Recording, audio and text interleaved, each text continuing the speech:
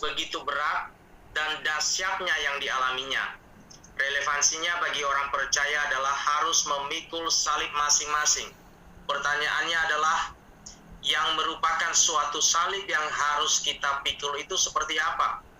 Dan apakah kita akan mampu memikul salib seperti yang dialami Yesus Kristus? Terima kasih. Oke, sekali lagi.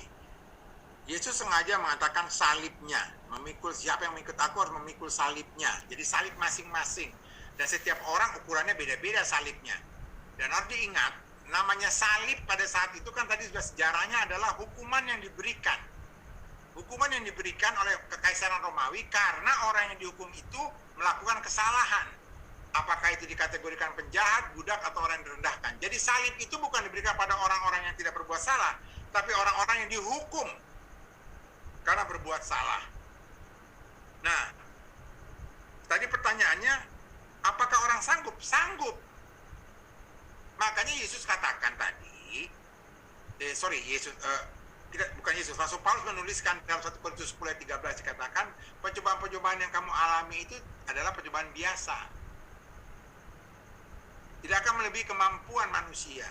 Bahkan saat engkau dicobai, Dia akan datang, Allah akan datang, Tuhan akan datang, memberikan jalan keluar agar kau sanggup menanggungnya. Jadi itu sudah dijamin oleh Tuhan. Kalaupun saudara akan memikul salib itu, engkau akan mampu menanggungnya. Dan ingat ya, itu diberitakannya kepada siapa? Bukan kepada orang umum. Dia memberitakan perintah itu kepada murid-muridnya.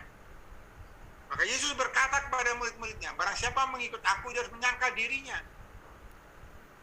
Dan harus memikul salibnya dan mengikut aku. Dia katakan kepada murid-muridnya. Jadi dikatakan kepada kita-kita ini loh, yang jadi muridnya. Dan Tuhan akan membuat dia sanggup. Buktinya apa? Buktinya semua murid-muridnya, kecuali Yudas ya, karena Yudas itu dipilih oleh Tuhan bukan untuk dalam rangka menyampaikan firman Tuhan atau menjadi murid-murid yang untuk mengabarkan Injil, tapi untuk menggenapi Mazmur 41 ayat 9, ya, jadi tidak termasuk Yudas itu. Tapi yang 11 yang lain terbukti kan, mereka memikul salib mereka masing-masing, dan mereka tahan kan. Dari 11 itu hanya 1 Yohanes yang tidak mati martir, yang lainnya mati martir, dan mereka sanggup setia sampai mati. Tapi maksud Yesus, tidak semua juga akan mengalami martir seperti itu. Martir seperti itu artinya dibunuh gitu ya.